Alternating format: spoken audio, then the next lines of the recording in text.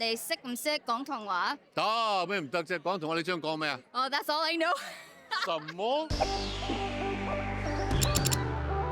Hello, everyone. This is Nicki Sun on the red carpet for Interior Chinatown, here to talk to the cast and crew, a stacked cast and crew, might I add, for the highly anticipated series launching on Hulu November 19th. Let's go check it out.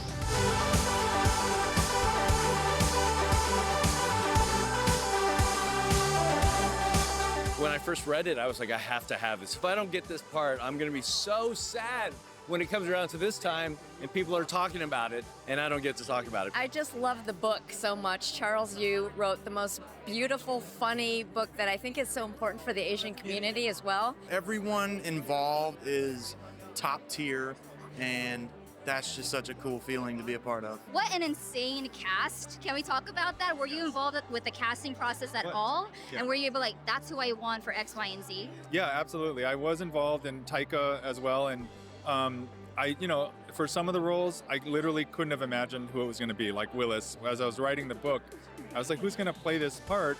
And then Jimmy just came and knocked my socks off, and Taika and I were just like, whoa. And just getting to work with so many people who I've been watching for years, Ronny and Chloe, and then discovering people like Lisa and Sul. I didn't discover them, but just like, to me, they were new. They're so talented and funny. And then, of course, like Tzi Ma and Diana Lynn, who are both in The Farewell, Archie Kao.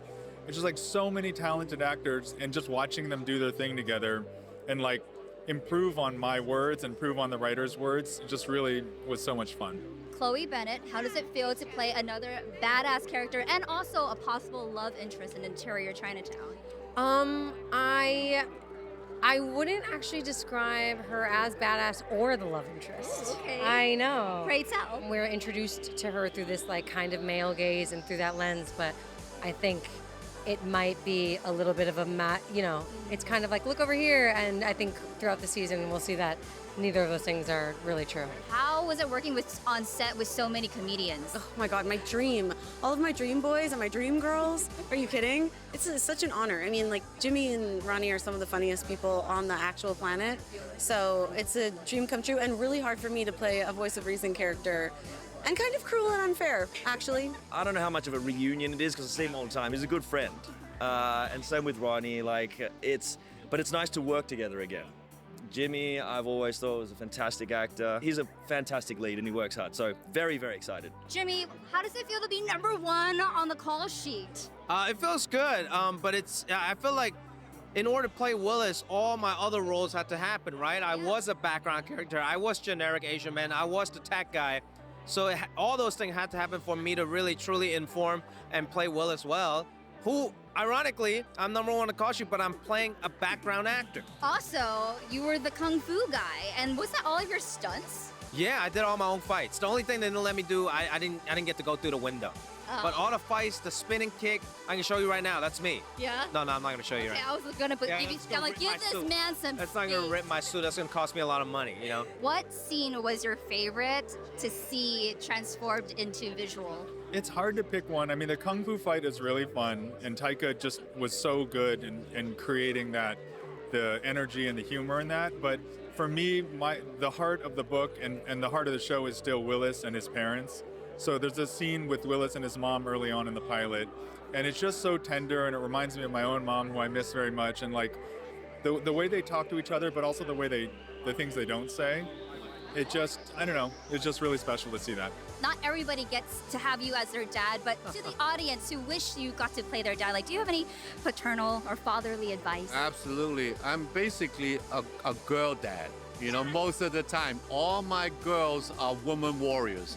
So have agency, be who you want to be, and do not be shy about anything. And for all the guys out there, and I have a couple of sons now, in this show, right? Yes. For all the brothers and sisters, and you have to understand, treat everybody as family, respect yourself and respect others, right? But speak up. In this country, you have to speak up. The squeaky wheel gets the attention. If you want to be a part of this, why not be the hero? Guys like us don't become the hero. I just want to say, first of all, you're my hero. Oh, thank you so much. I've always wanted to tell you in person. Setup is amazing. Yeah. Is it? You like it? Yeah, thank you so I mean, much. you just won Critics' Choice. You got an Emmy. Oh, You're like host of Daily Show. thank you. Actor, television star. You pretty much own the ACU, or the Asian Cinematic Universe. I don't know about that. But I mean, with all of that, have you achieved the American dream?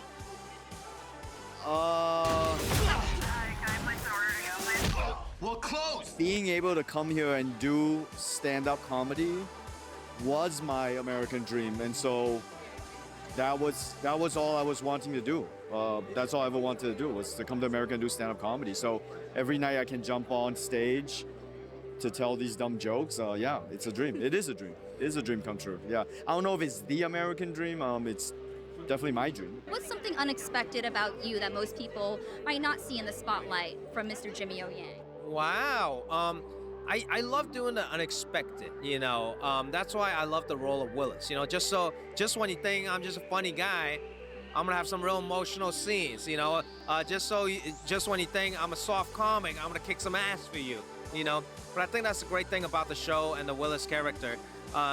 It's so unexpected, and the whole show, it's unlike anything you've ever seen. So I'm just excited for people to experience that. Any skills that you learned while being on set? I know it was very Cantonese, Mandarin, Malay. Like, did you pick up any language? I wasn't in any scenes where any Chinese languages were spoken. Woo! Yeah. Woo, thank God, because if I had to do that, it would be a whole different situation. No, just seeing like Jimmy O Yang, Ronny Chieng, the whole cast be open and funny and playful with each other is something that I'll definitely bring forth into new projects. What was it like just playing a detective overall? It was iconic. I mean, I didn't think anyone would ever let me do this, you know? I've always played like stupid yoga instructor, stupid waitress, stupid anything really. Stupid was kind of my wheelhouse, if you will. And so suddenly somebody gave me a badge and a leather jacket, and I was like high status and good posture. That was really fun for me. If you were to give Detective Lana Lee a super alter ego, what would her power be, and what would the name possibly be? Quake from Agents of S.H.I.E.L.D. I'll make it easy. They look a lot alike. Willis Wu. You know my name? Pretend to take my order. What is your favorite dish to order at a Chinese restaurant or make? Do you make Chinese food at home? I will say no to that because I think Jimmy is such a great cook, and my grandma, my nyanya who's here, I don't want to insult her. My favorite dish is mapo tofu. Well, hopefully you can make that on Jimmy's Kitchen in the future on YouTube. Yeah, I know. I'm like trying to get YouTube famous. I'd love to do that. Hope we get YouTube famous. Yeah, Thank come on, you. Jimmy. I wish I could cook a Chinese dish, but I always order. I love hot pot, and I love dumplings. Any dumplings I can get my hand on, they're in my belly immediately. You know, if the dumplings are popping, the rest of the food is probably popping. Yeah. So I'm always a dumpling guy. At like a proper Chinese restaurant? proper the Chinese one with like the menus written in Chinese I mean, on the if wall? you still say orange chicken, I mean, No, that's totally I'm fine not gonna, too. no. It's gonna be the guancao ngao ho. That's the. See, I'm so Asian. I don't even know how to say that. It's flat noodles beef stir fry. It's something like that. I am a big fan of mushu chicken and Peking duck. Oh, Like those. Peking duck with the wraps or the steamed buns? Oh, with the wraps. That's the one. That's the one. I was like, the wraps, the OG. Oh, the with OG knows. Oh, yeah. The noodles. The noodles. Lo mein noodles, beef and broccoli. Okay, what? there you go. What were you gonna say? I was just gonna say, are we gonna add spicy on top of that, or can we not do spicy? We could no. Let's add some spice. Let's add some spice. I like for a little sure. spice. You know, Yeah. for a white guy, I can handle a little bit of spice. I know we've got a reputation for being bitches, Well, thank you for holding it Spice. down. so I'm gonna represent. I'm probably gonna sweat, but I'm But gonna you like can it. handle the heat. I'm gonna like it. Do you cook Chinese food? And what would your favorite dish to cook me if I was a guest? Oh, girlfriend, let me tell you, all my dishes are single dish dishes. I have rice on the bottom. My favorite is I call kids meal, Okay. and it's minced beef with peas, onion, and a double fried egg on top with a little soy sauce sprinkle. Oh my gosh, that sounds delicious. I'm telling you, I'm hungry now. I know, I'm hungry too. In Interior Chinatown, your characters exist somewhat as the leads where certain people are always getting cast to play the lead. What is your process like to help people that feel like they're in the background get spotlight? How do you become an ally? Yeah, I think what you're doing right now, which is just giving space, asking questions. not assuming that you know things about people and saying like, hey, where are you at? You know, like talk to me. What can I learn from you? Yeah, I think a big, it's just making space for people and listening. Oh, I think just like handing them the mic. I mean, in this story, you see that Jimmy's in the background and he will slowly come to the foreground, and I think it's our job to step aside and let that happen. You were really drawing from the ACU or the Asian Cinematic Universe Yes, here. Did you know that? I did kind of know that. Yes, we have like several Crazy Rich Asians alums. We have Agents of S.H.I.E.L.D. But yeah, I mean, sadly, that's partly because there were only so many actors that could get roles, and the ones that had success tended to keep getting roles.